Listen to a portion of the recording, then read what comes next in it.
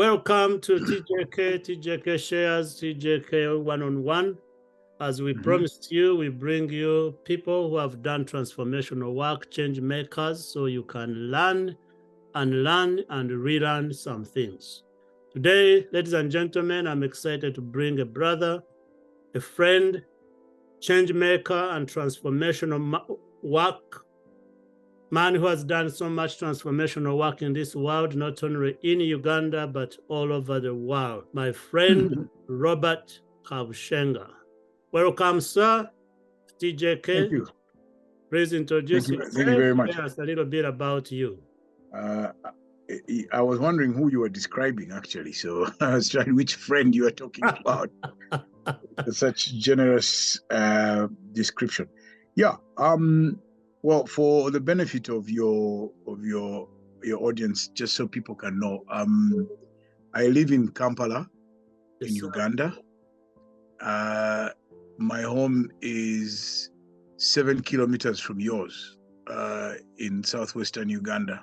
Yes. And I am married with one wife and 3 children who are now transitioning into young adult life. And so I'm currently involved in all sorts of things, I think the way I describe myself now is I'm rebuilding a whole new person. Yes. Reinventing myself and looking for trying to find a new purpose, finding a new relevance. So that's what life is now, just sort of figuring out what next. Yes, that's where I am. That's very interesting, Robert, saying that. Robert, Rob, Bob, everything. People call you all around the world.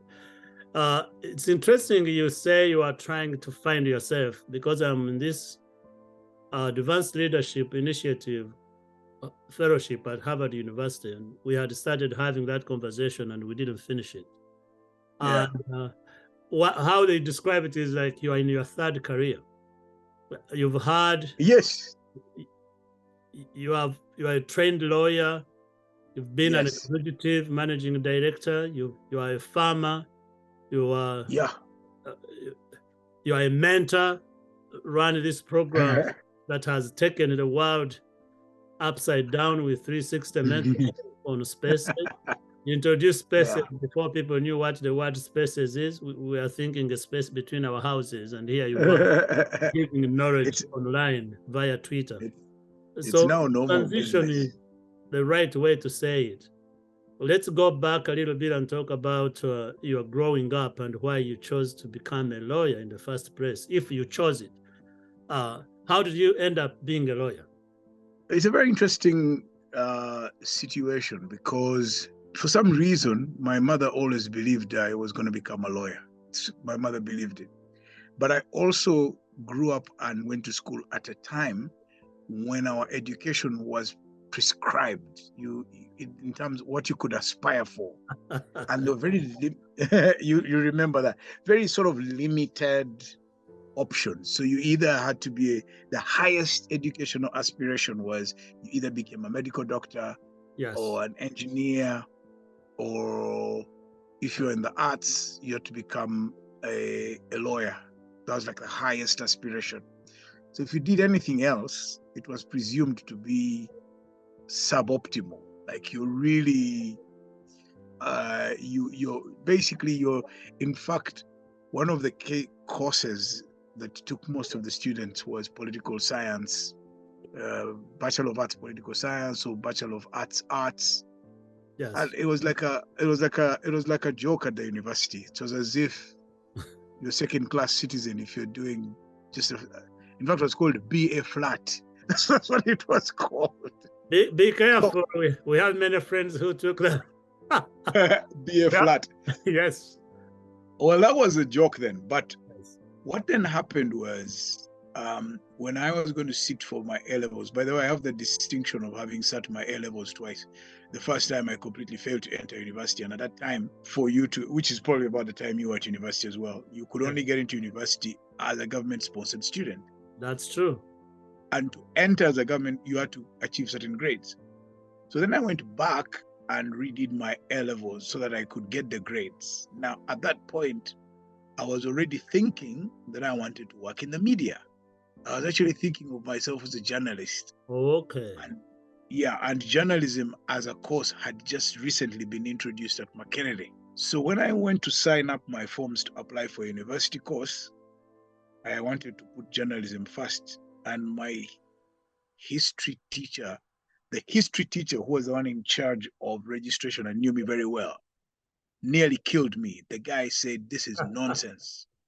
You must go for law." And I said, "Okay, well," he said, "just apply. When you get to Makerere, you'll change." Yeah, so I applied. First choice was law, second choice was journalism. And as it turned out, I passed well enough to enter the Faculty of Law.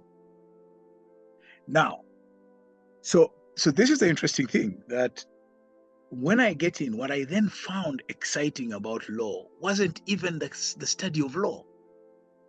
You can't believe, Jackson, what it wasn't that. There's a component of the study of law called jurisprudence. Yes. Mm-hmm. It is the philosophy of law, and you sort of choose.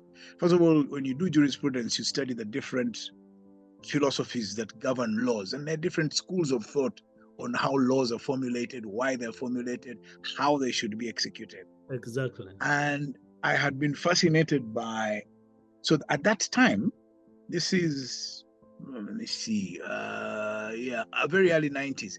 So for a very long time at Makerere University, the Faculty of Law, there were two traditions, very, very strong traditions, diametrically opposed to each other. And when you arrived, you quickly had to choose which one you were going by. Yep.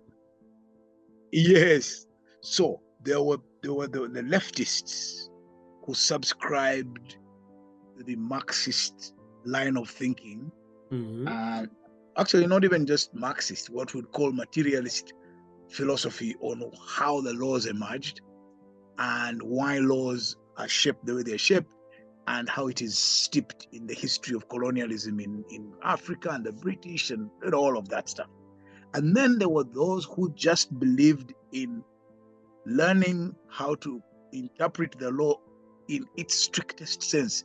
Don't start talking about historicity and social context and all that, nothing. Just learn the law of evidence. Yes. How do you apply it? Then you go on. So I was more excited by those paradigms, and my enduring position is that the greatest benefit for me for having gone to the Faculty of Law was that it gave me a structure of thinking. That's it. That was the greatest gift. Perfect. Yes. Now, I can go on and on, but it's a conversation. So that's how I ended up training as a lawyer.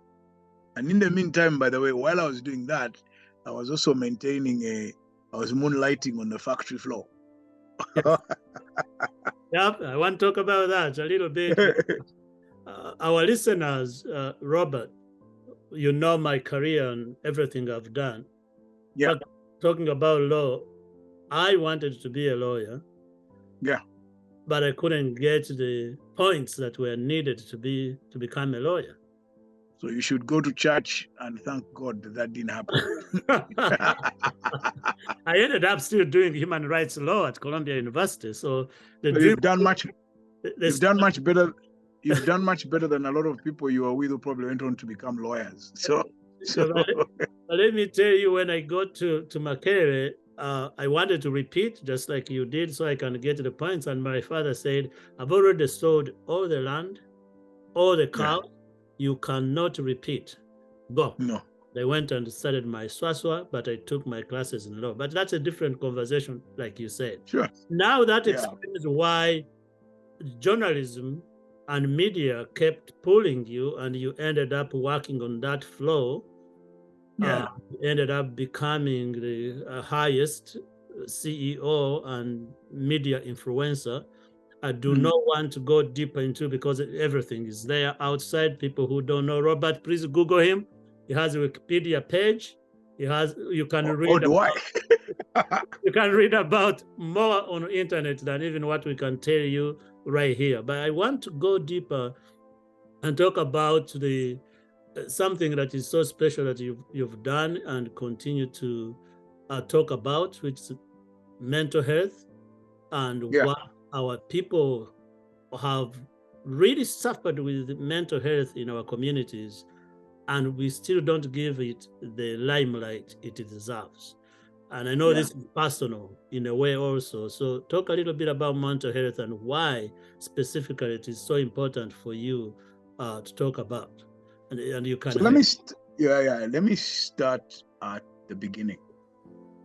So I get involved in mental health through a very direct and a very personal situation. Yes, sir. So my father, from about, it is believed, or I was told that from about the age of 14, he started to show signs of mental health problems. Mm. And it persisted throughout his life until he died. It is only much later, when he was an adult, that they began to realize that this was actually schizophrenia. Mm. And his journey to me is, in many respects, a journey of the evolution of our understanding of mental health. So at the time when he first shows signs of mental health, our knowledge, or the knowledge in Uganda about mental health, was not actually there. And in fact, people with mental health problems were ostracized That's true. actively. Yeah. So they were not, I mean, they just, they were totally disregarded. In fact, they were called mad, which is a word I don't use in reference to. In fact, it wasn't even thought of as an illness. Now, if even in the medical field, psychiatry, there were not that many people dealing with mental health problems, That's true. I don't understand. Now, imagine in rural Uganda, where people had a very zero, even for modern medicine, it was a problem. Illnesses were interpreted in purely spiritual terms.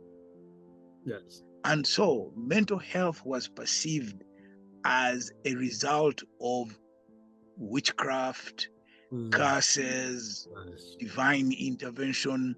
Nobody ever sat down to think this is a medical condition and it can be treated. So for a very long time in my family, the thought was that my father was suffering because of a curse Mm. from my grandfather's brother, who felt that he had been unfairly treated in the home, and so he cursed him. There are those who understand curses. I Yes. don't know how to explain it, but somebody wishes you bad luck or ill will, and then as fate would have it, the ill will actually happens. I lived with my father in some of the worst moments of mental health. And then that's the time even I got to understand that mental health is actually purely scientific medical problem that can be managed through modern medicine. You That. just have to get the right diagnosis, Mm-hmm. find the right medication, and provide the right context. Of course, there's some extreme cases where people have to be hospitalized, they have to be restrained because sometimes they get violent. But remember that they are acting on their impulses. They are not predisposed to be like that. That's right. Yes. And there's one thing people misunderstand about people who suffer from schizophrenia, because it's one of the most extreme forms, or depression. Please, please, please be very careful. Anybody who is, don't never say things to those people, to people with a mental health problem, thinking that because they have a breakdown, they don't understand what you're saying and will never remember. They actually understand Yeah. everything you say, and they will remember everything you said when they were sick. The Yes. only difference is that at that material time, They they can't. are not in control of their faculties and can't respond like the rest of us. Yes. So that's one aspect of mental health, that you see a person suffering because they're struggling so much to take control of their thought process, but failing. And Mm. in that gap where they fail, they go through some really horrible experiences. they get. I want you to imagine, Jackson, when you're sitting and watching a horror movie, right? Yes. Sometimes you'll switch it off and go away, or you can avoid. Now imagine you being completely unable to do anything, and you see in your mind you're being attacked by animals, all sorts of vermin and things that are so negative. You are in such anguish, but there's nothing you can do. You can't stop the thought process, you can't intervene until you're so exhausted that you sleep. Sometimes sleep can elude you for days. Exactly. Yeah. So that's the suffering that they go through. And I had a first hand, or shall I say, I had a courtside seat. Yes. At the front side, yes, right in the front front row. Now, the second thing about mental health that people don't understand, and that's why I'm passionate about it and I like to talk about it, is it inflicts so much trauma on the people around you who now are dealing with the person who is suffering. So I want you to imagine you having to take care of a patient, but and how much that affects you emotionally. But I want you to multiply that by 100 when you're dealing with a mental health patient. It is so painful. And the problem with it is, let the patient you are trying to assist then becomes so hostile to you and can use language and in ways that you feel, why am I having to go through all of this? Why am I the one who has to experience this situation? And then fate will ask you, but why not you? If not you, then who? If not you, then who? Exactly. So those two situations separated, the carers and their emotional trauma, plus the person who has suffered the illness and the trauma. So there's just so much trauma going on. Yeah. Yeah, the reason I introduced ourselves saying people come here to learn and relearn. We still have so many situations, Robert, in our communities, in Kanungu, in Busia, in Nikalamoja, where mental health is still misunderstood to this day as we speak in 2023. And people are still being called mad, witchcraft, and Mloji, Mulalu, all these different languages in Uganda. But I also have a colleague at Harvard who is working on the worldwide problem on mental health. And his question to me recently was, what resources are available in Uganda? Do you know resources that are available to our people right now in the country? Yes. So there is now a fully fledged hospital on the suburbs of Kampala that specializes.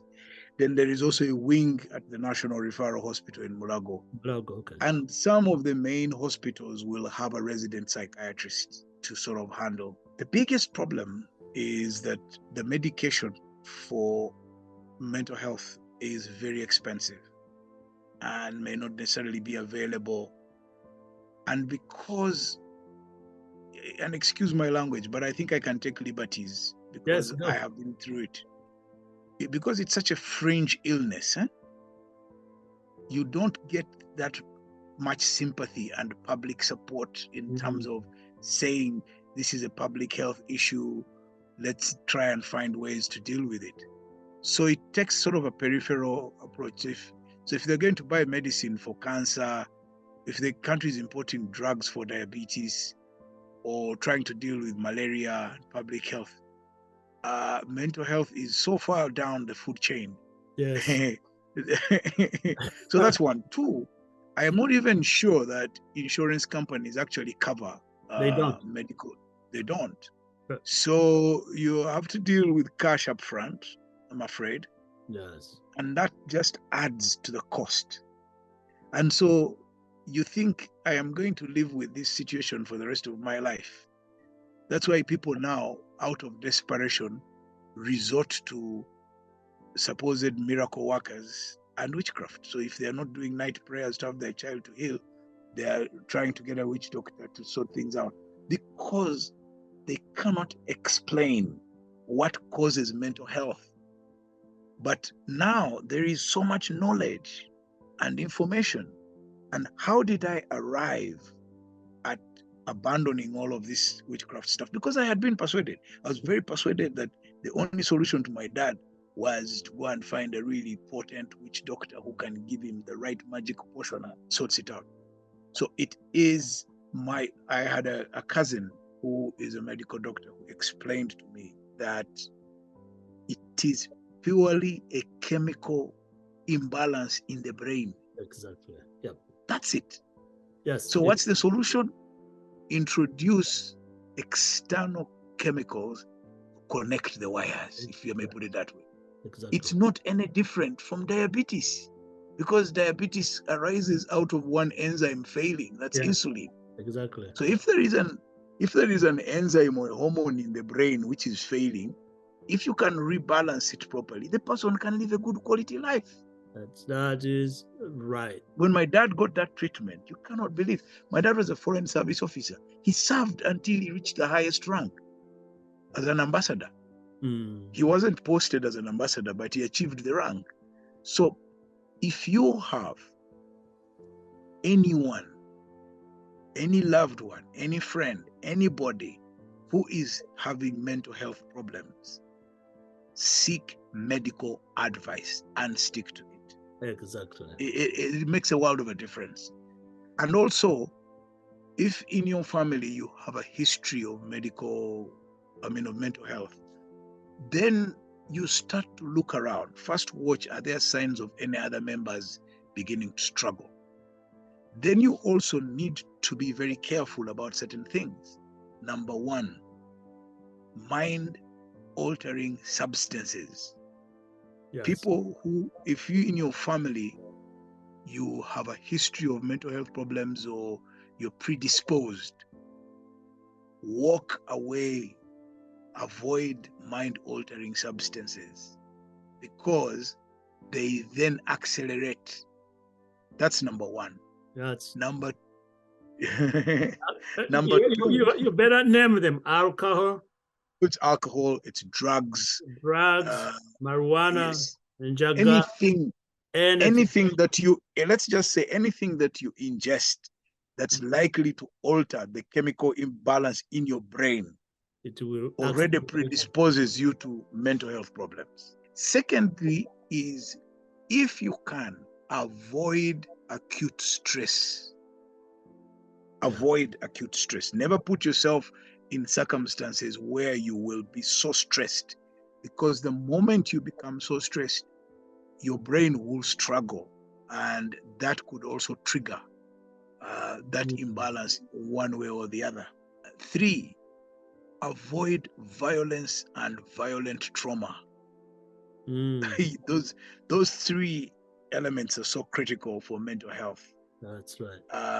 By the way, I talked about mind-altering substances, but also how you manage your relationships. Yes. Emotional health.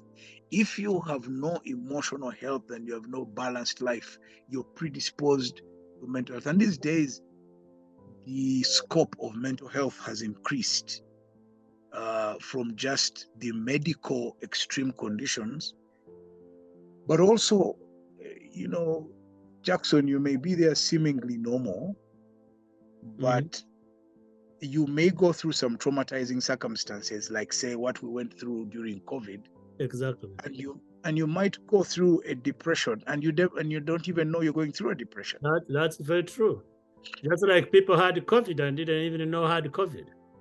I think I did like 5 times and I had no clue.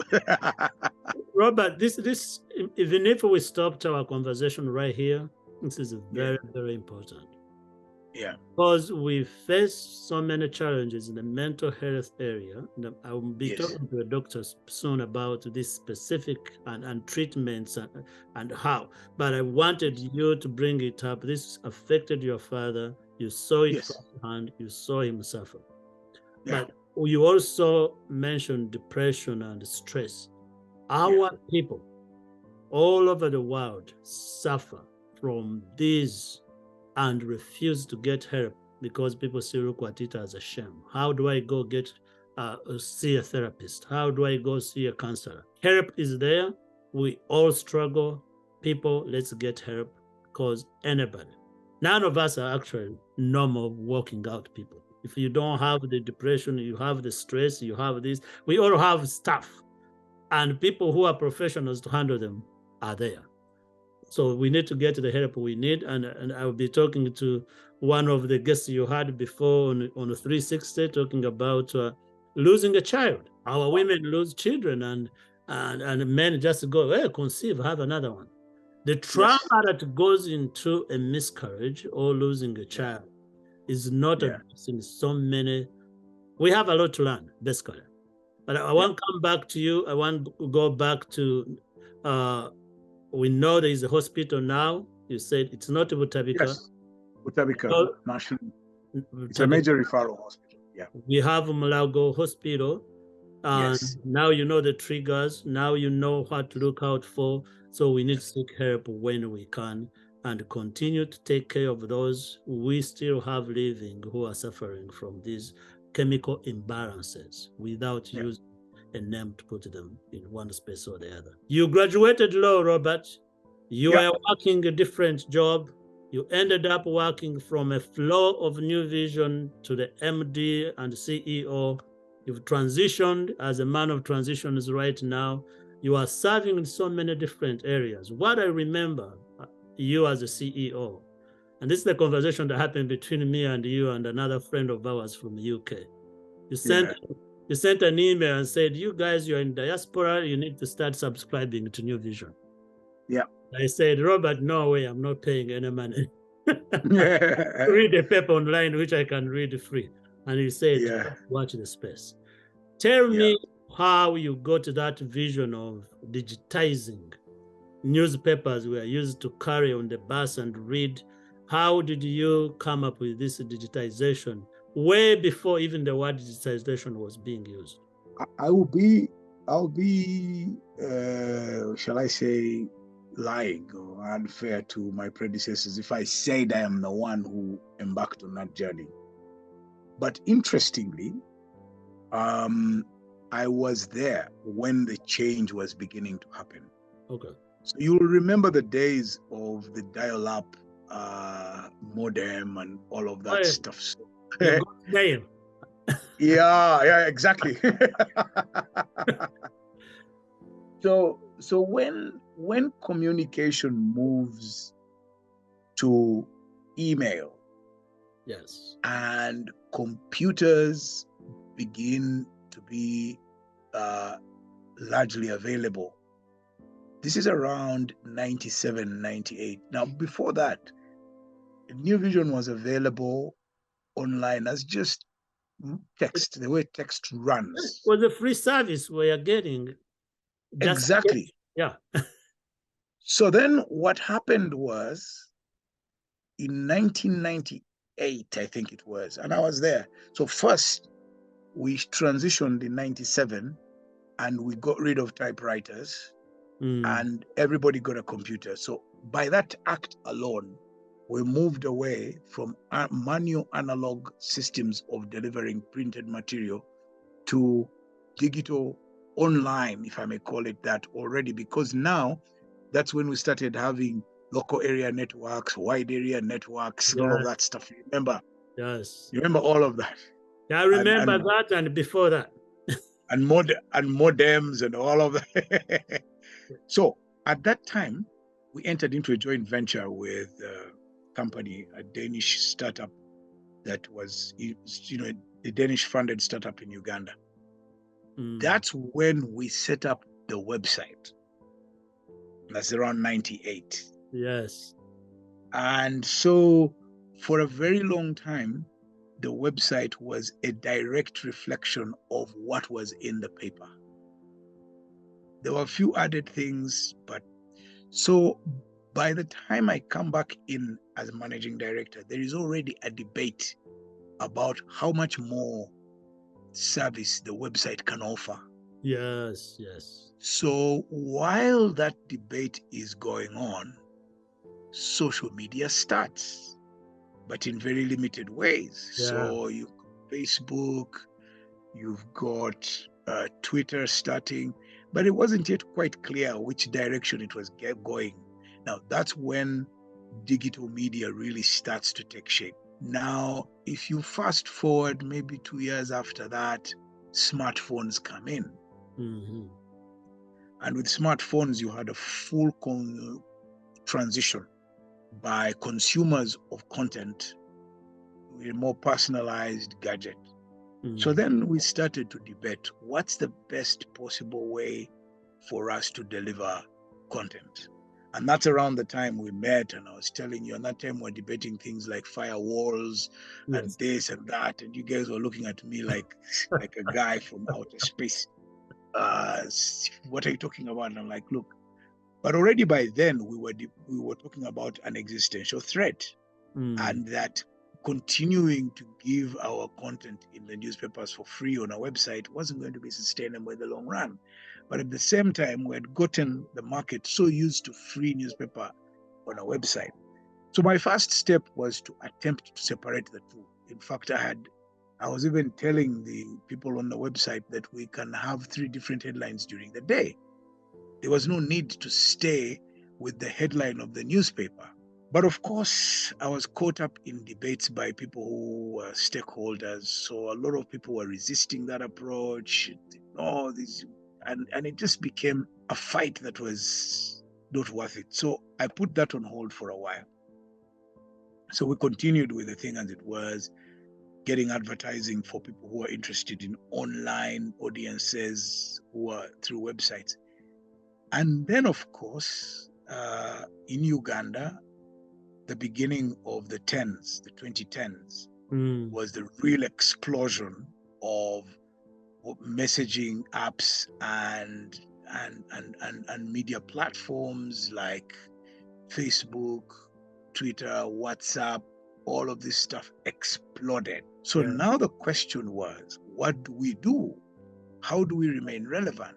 Some people just wanted us to use those messaging apps as notice boards for informing people what was in the hard copy, or for driving traffic from there to our own websites and so on. But the most important thing we understood was that a whole new demographic, a whole new generation of people was coming into the media market, and they were not consuming media the way we did. Exactly. Yes.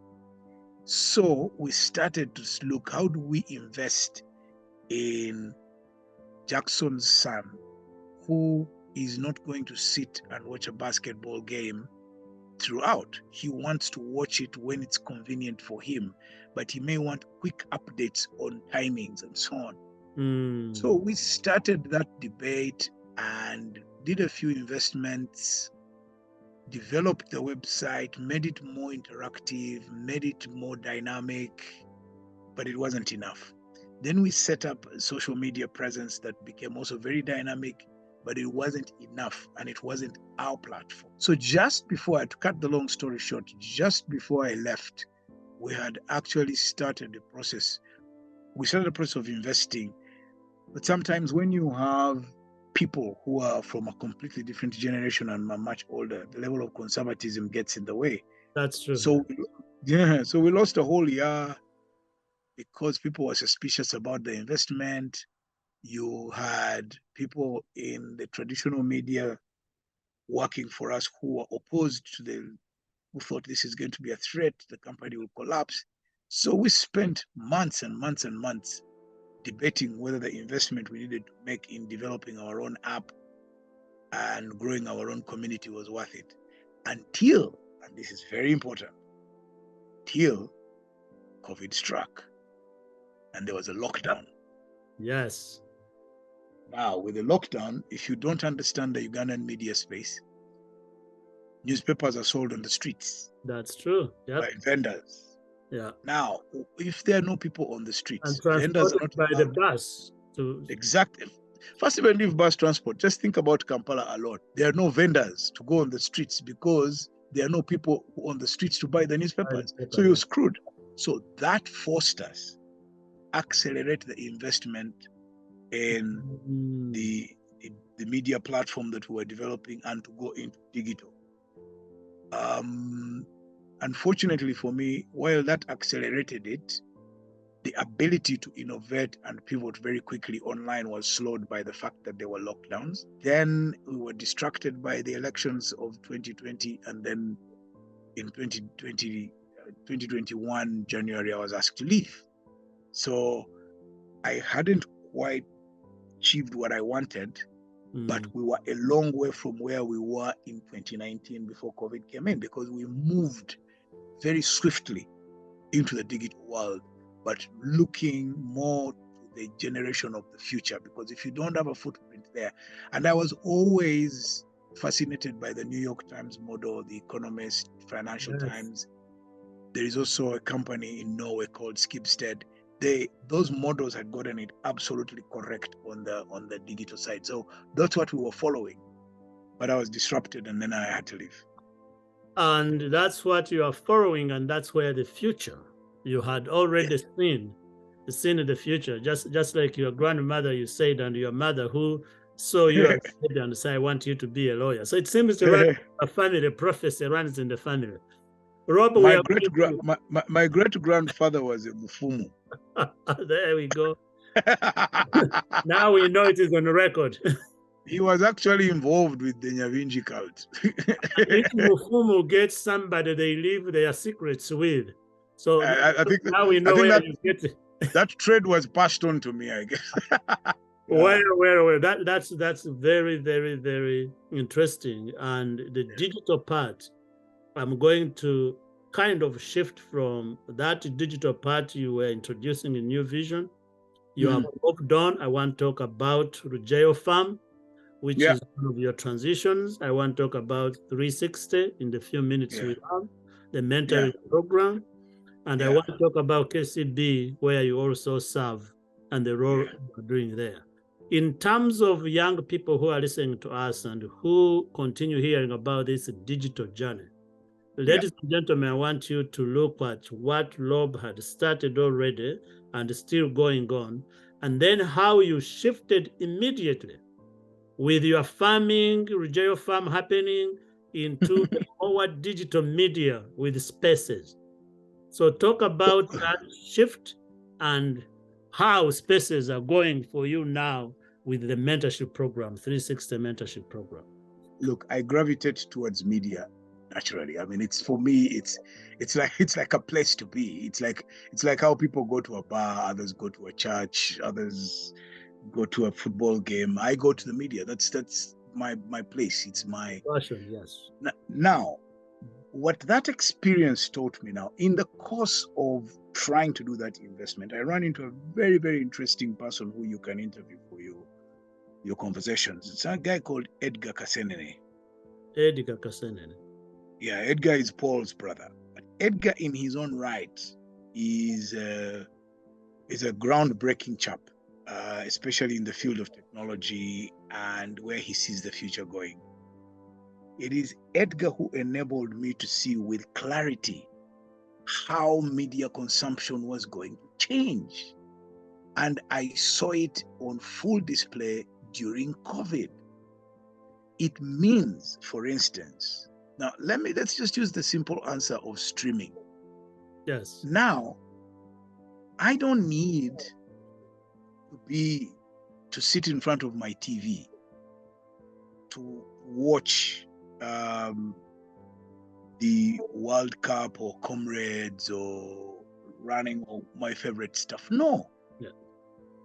I will decide that at my time, then I'll go to my phone and I'll watch what I want to watch. Or I'll go to my TV, which is pretty much like my phone now. Yes. And I'll go to either YouTube or go to Netflix and watch what I want to watch. I don't have to wait for a broadcaster to bring me the episode of Young and whatever Africans. No. Or the housewives of wherever. No. I can actually just decide one Saturday, I say, okay, this Saturday I'm free and I don't feel like going to town here. And I binge. Yes, on what you want. On Bridgerton. Why should I watch one episode over a long time when I can clear the whole thing? And so that taught me that there was big opportunity in digital media. But I also had a very active, because of that, I had a very active presence on social media, particularly Twitter. It had started in Facebook, but I Yes. had transitioned to Twitter, which I found. So I thought, okay, I've been a public personality. Let me continue my engagement with my audiences. I've built my profile. So I continued. Now, along the way, I just stumbled into the whole mentoring thing because I was coming under so much pressure. I had numerous requests to speak to different groups of people. I had Yes. people asking me to hold their hand. So I said, look, let me go to this one place where I can carry out this responsibility for anybody who cares and wants it. You can find me there. By the way, it's one of the reasons I have never set up my own physical office after I left my former employer, Exactly. because I don't need a physical address for you to find me. I have a digital address. You can find me there. So then, when I said I was going to do that mentoring, my initial plan was to do it on Zoom. Mm. Then someone told me, no, no, no, no. The problem with Zoom is it's very restricted. Oh, okay. So go and do it on YouTube.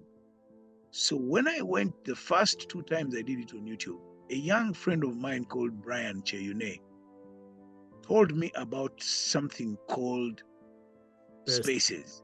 Yeah. And he said it is the equivalent of Clubhouse. I hadn't even heard of Clubhouse. Mm-hmm. So he I'm the tells one who me, invited you to Clubhouse and you refused the invitation. because the problem with Clubhouse is it was closed to Yes, only the members of the club. that's And right. Yeah. Spaces was giving me the solution because it was enabling me to reach all these audiences. So I tested it.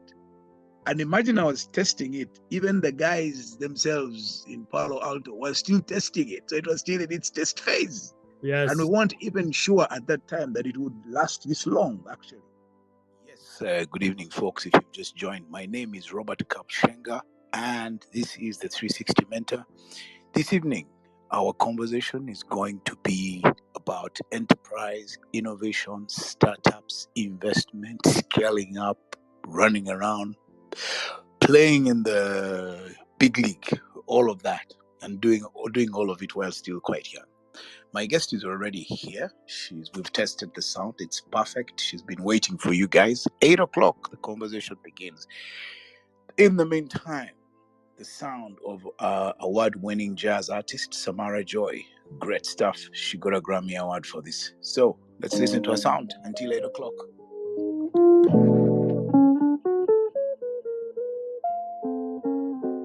There was a very big danger that they were going to pull it because they thought it wasn't going to work. Yes. Outcompeted.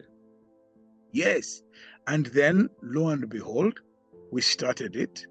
And one of the reasons I am proud to have been consistent and to have done it is that it has attracted other people to that platform as a method of continuing and running conversations. That's right.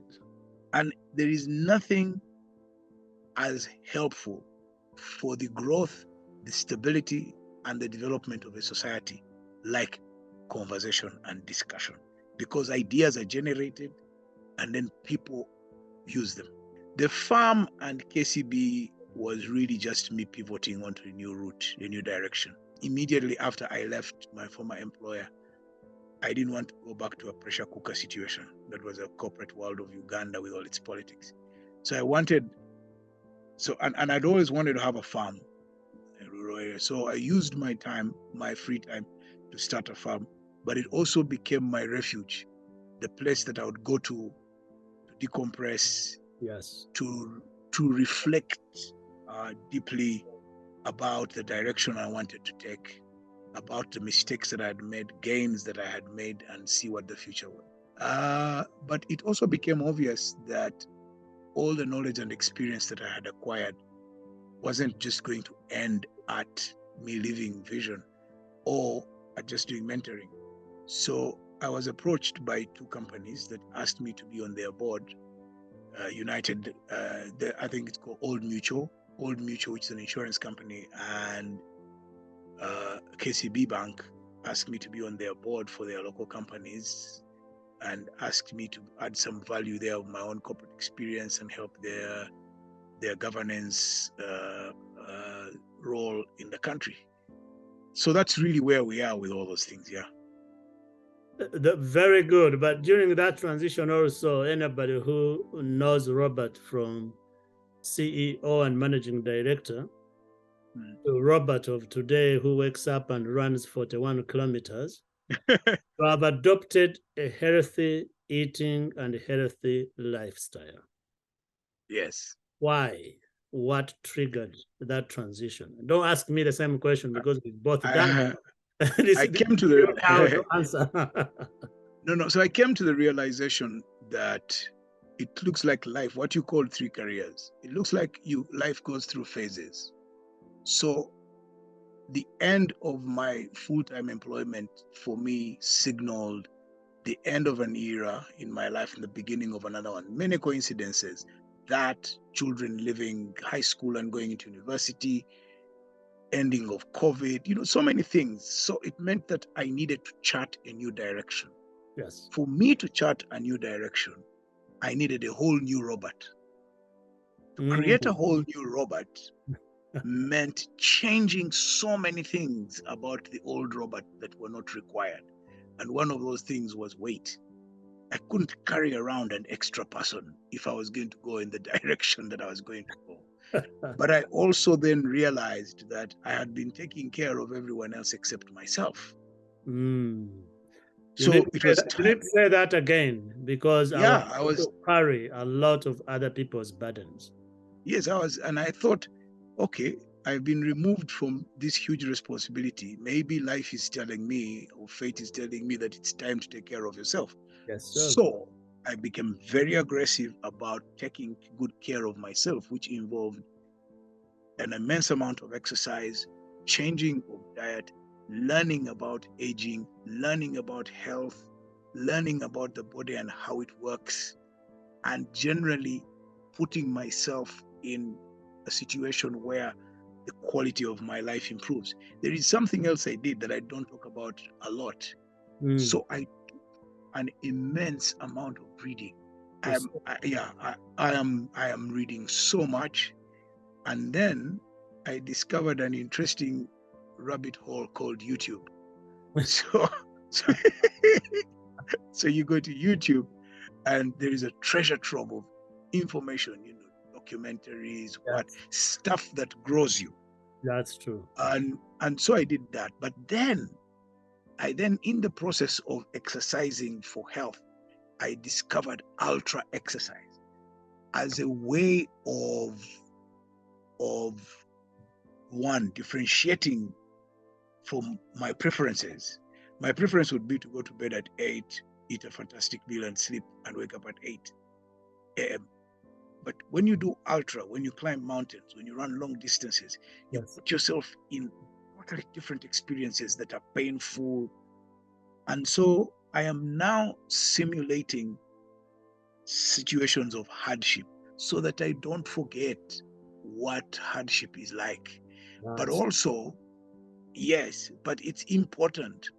If you talk to wine growers, they will tell you that to get the best possible grapes, you need to strain the trees, and they actually physically strain them with wires. Now, in coffee, if you want to get really good beans, you stress the trees. You don't give them water. You don't do anything for a month, and they will react the moment the first water comes in. So even human beings. Oh, there we go. You need the regular hardship experience to keep you in check, but also to improve who you are. That's true. If you're full all the time, Jackson, if you don't experience thirst, yes,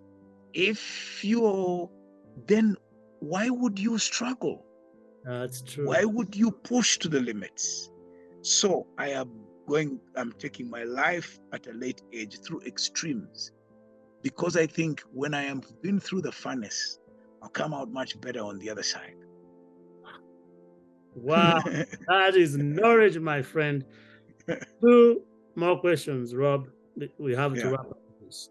Number 1, this health lifestyle, ultra marathons and ultra climbing, Renzo, and maybe we'll have to do another episode because there's so much to talk about.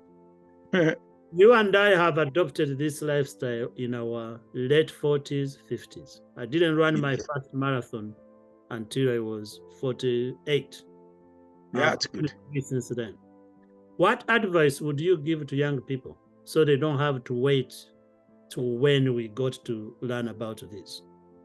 Give advice, then talk about how Robert wants to be remembered, and we'll conclude this. Two things. You, as a young person, you will either pay the price or reap the benefits of the way you're living now. The things that you will suffer in your 50s, 60s, 70s, 80s will not be things that happen when you're 50, 60, 70, or 80. They are things you will have been doing between the age of 20 and the age of 40. Yes. So anything you do today is determining the quality of life you live then. So if you're exercising now, you will live a much better quality life when you're older. If you're binge eating now, you'll pay that price. If you're consuming incredible amounts of alcohol, you'll pay that price because your body parts will be suffering, will be under the strain of either visceral fat or inflammation from all these chemicals that you ingest. Everything, like the people who bleach their skins. I mean, you're going to pay a full price. Yes, you will. So now that there is so much knowledge available and for free, go and learn. All these foods we're eating that are preserved and processed, what is their long-term effect? What are you doing to your liver? What are you doing to your pancreas? What are you doing? All that stuff you're doing now, the price will come 20 years later. That's what they mean by aging. Aging is a deterioration of all your cells and genetical composition. It's just simple as that. Yes. So you will accelerate it by your lifestyle now. How do I want to be remembered? I don't want to be remembered at all. What's the point? Right. People will remember your words, Robert. People will remember the guy who did farming and did it not only for they won't remember me, Jackson. I'll be gone. And it doesn't matter because I won't be here anyway. There we go. So my friend, thank you for sparing time. Thank you for sharing knowledge. I know our listeners would have wanted advice on professional choice. Got 360. Thank you. Look at the past episodes. Listen to transcribed episodes of 360. Go on YouTube. Search. Find knowledge. It is free these days, and you can find it as Robert shared. I appreciate you, my brother. Thank you, Jackson. We'll see you soon, and we'll continue to share what we can so the next generation doesn't have to go through the same hardships we went through to get here. Closing from you, and this conversation will be over. Thank you, Jackson, and thank you for doing this for the benefit of people who are much younger and for the future. So you're paying it forward. So well done. Thank you, sir. All right.